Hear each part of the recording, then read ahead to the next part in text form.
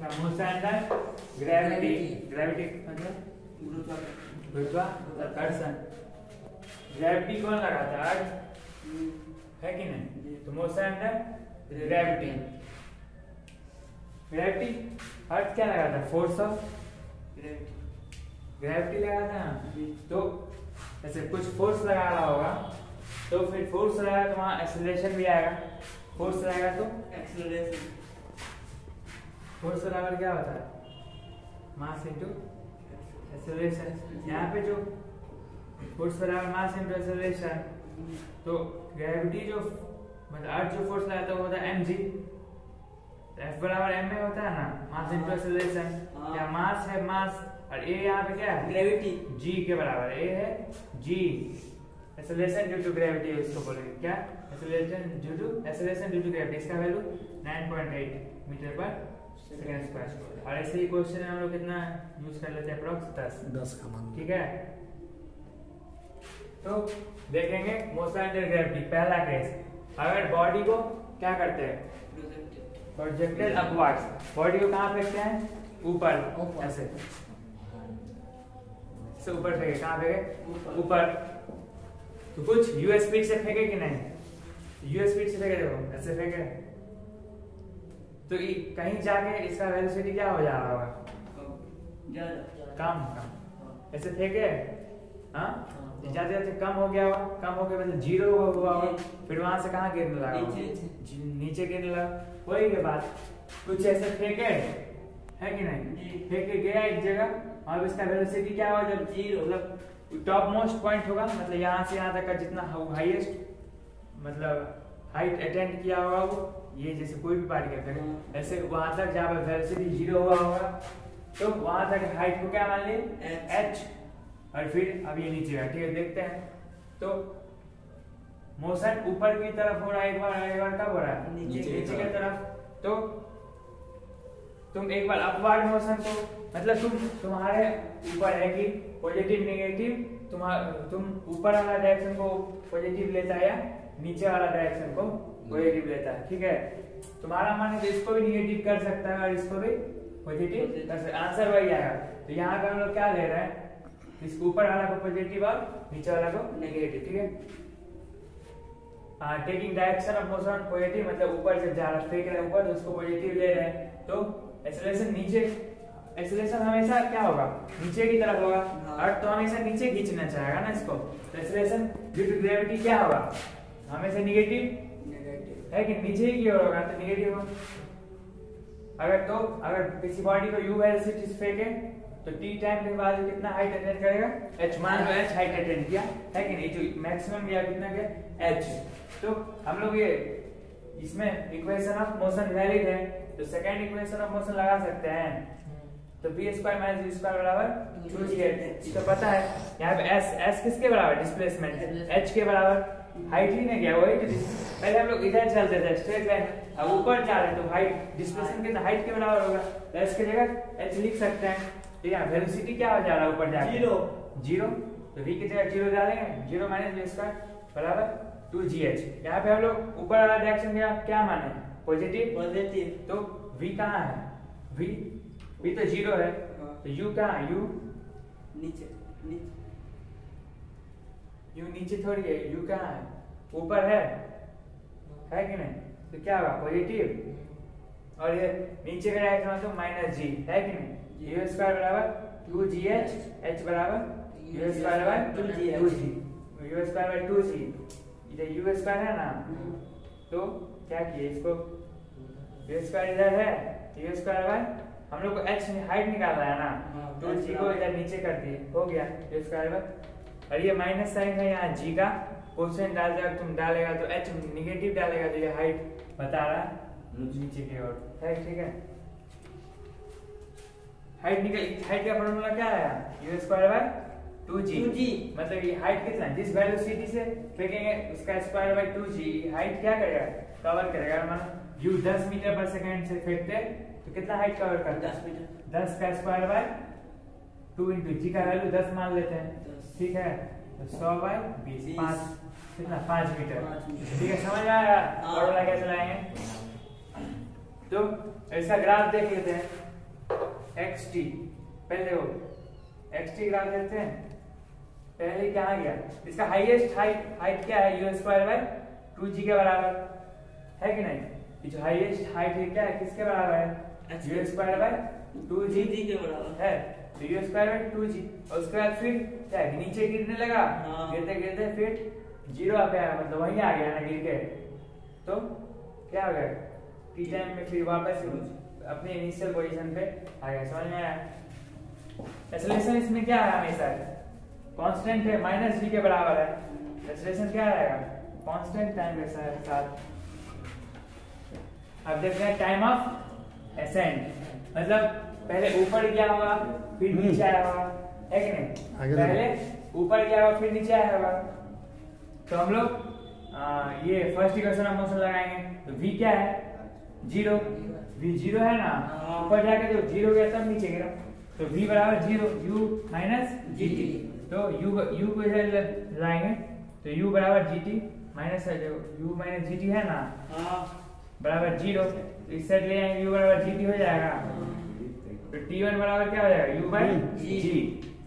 t1 कहने का मतलब ऊपर जाने का समय, कहाँ जाने का, ऊपर जाने का समय। तो t1 क्या होगा, u बाय g। तो जितना टाइम ऊपर जाने लगेगा उतना ही टाइम नीचे आने लगेगा, ठीक है। ये भी क्या हो जाएगा, u by g। Time of ascent बराबर टाइम ऑफ डिसेंट। एसेंट मतलब चढ़ना, ठीक है, मतलब जितना टाइम ऊपर जाने लगा उतना ही टाइम ऐसे ऊपर गया, फिर यहाँ आके गिरा नीचे। जितना टाइम ऊपर जाने लगा होगा उतना ही टाइम नीचे गिरने में लगा होगा। दोनों टाइम बराबर। ऊपर जाने का समय क्या है, t1 बराबर u बाय g। तो टोटल टाइम क्या हो जाएगा, t का दुगना u बाय g ऊपर जाने में, u बाय g नीचे आने में, तो 2u बाय g, ठीक है। समझ आया टोटल टाइम। अब हम लोग देखेंगे वेलोसिटी और टाइम का ग्राफ, ठीक है। हम लोग किस वेलोसिटी से फेंके थे, u वेलोसिटी से फेंके थे। फिर ऊपर जाते जाते ऊपर गया टाइम के साथ, इसका वेलोसिटी क्या हो गया, 0 नहीं हुआ, u से फेंके थे, ऊपर गया क्या हुआ, 0 हो गया। और फिर अब नेगेटिव का है कि इसका डायरेक्शन तो मुड़ गया। हम लोग ऊपर की तरफ पॉजिटिव माने थे कि नहीं, और नीचे जब इधर आया तो इसका डायरेक्शन बॉल के नीचे होने लगा।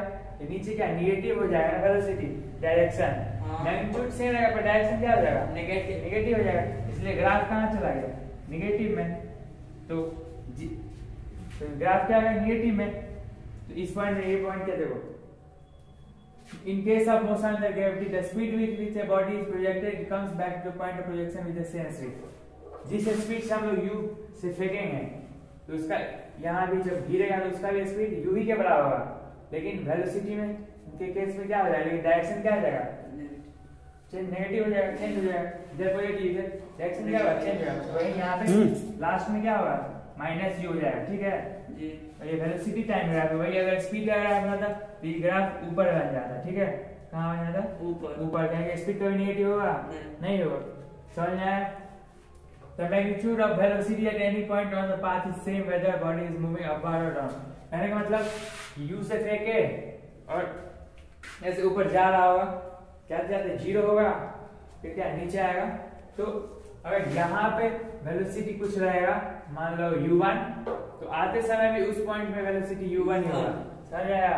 अगर यहाँ पे अगर u2 होगा, तो जैसे ऐसे ऊपर गया होगा, तो ऊपर गया इस पॉइंट पे, फिर नीचे आते जब उस पॉइंट पे आएगा तो पहले जब चढ़ने में जितना वेलोसिटी था, नीचे आते वक्त उतना ही वेलोसिटी है। समझ में आया क्या बोल रहे हैं, कि चढ़ते समय जब जिस पॉइंट पे जितना वेलोसिटी रहेगा, आते समय भी उस पॉइंट पे उतना ही वेलोसिटी रहेगा, ठीक।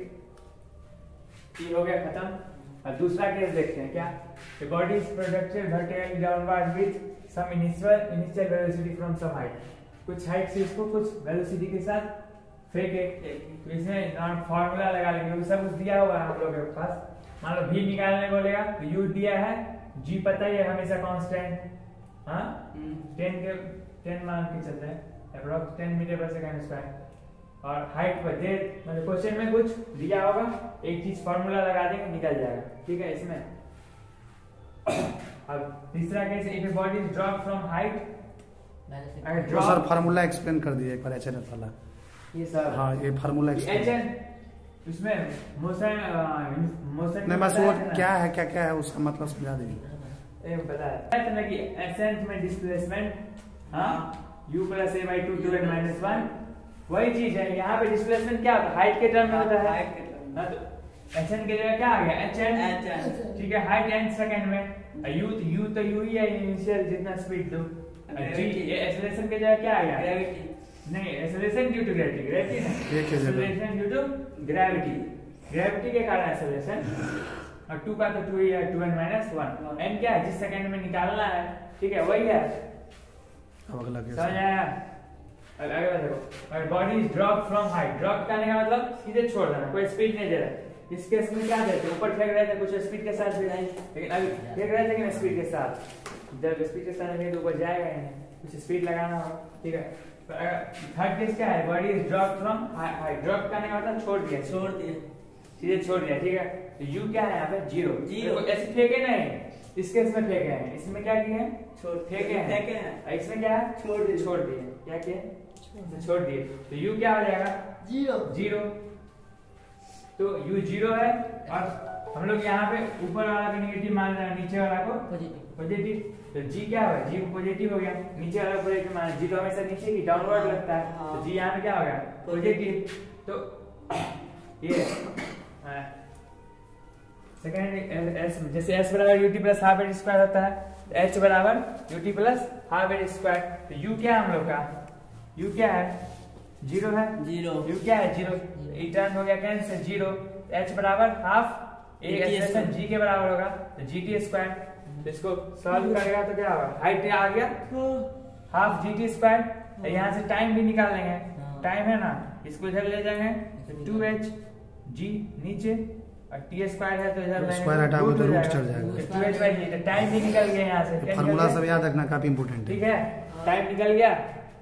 अब यहाँ पे हम लोग मोशन लगाएंगे v square minus u square बराबर 2as होता है तो a के बराबर s की जगह g रख दिए और यहाँ पे हम लोग को u क्या है जीरो है u है जीरो तो v स्क्वायर बराबर 2gh तो v बराबर रूट अंडर 2gh ठीक है समझ में आया सब बहुत इंपॉर्टेंट है आगे काम आएगा। और यहाँ पे देखो और v दूसरा भी हो सकता है ये तो v एक आ गया रूट अंडर 2gh और इस formula first equation of motion से भी निकाल सकते हैं और हम लोग को g तो पता ही होगा टाइम दिया हुआ है तो v बराबर gt u तो जीरो हो गया ठीक है।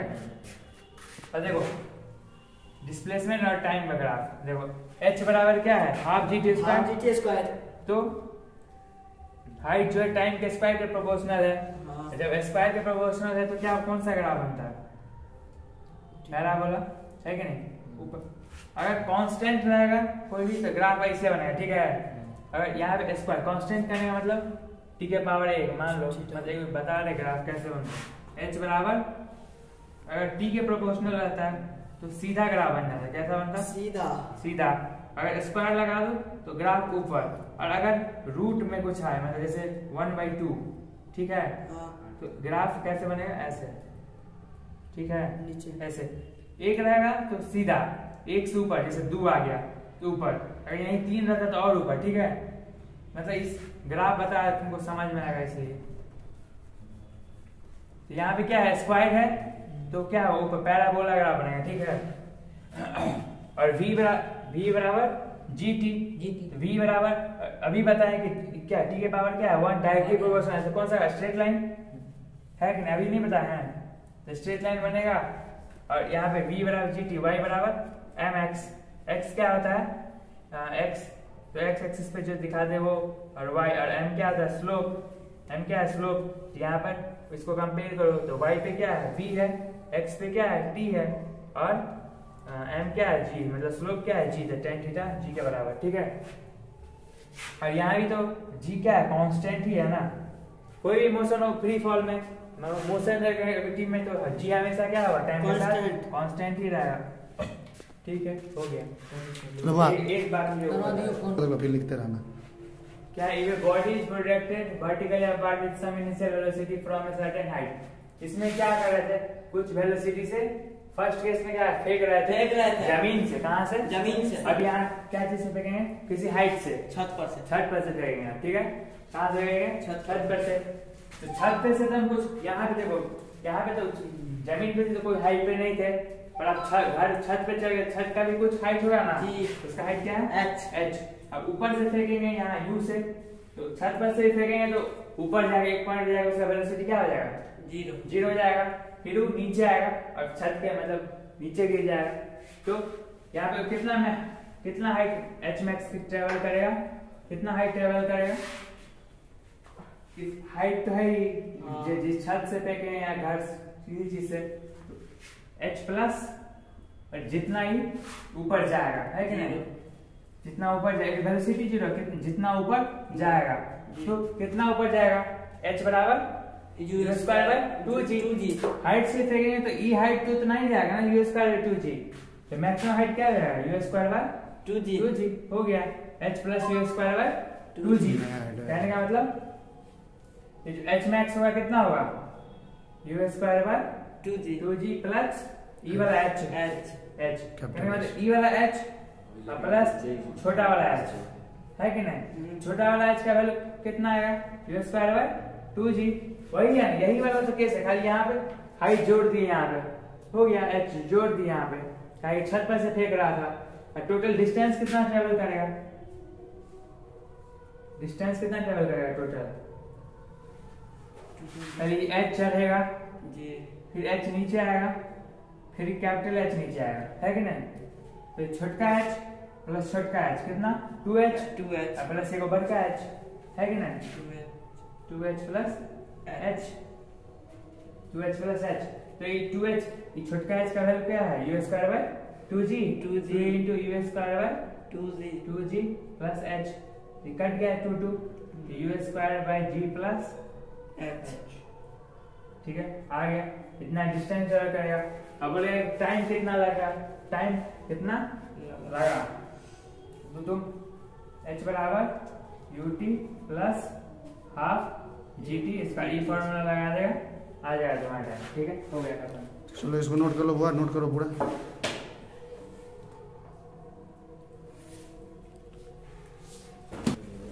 हमारा chapter motion in straight line अब खत्म हो चुका है। अगला चैप्टर में बोलेंगे मोशन इन प्लेन। सर एक मिनट इसका ले लेते हैं पूरा।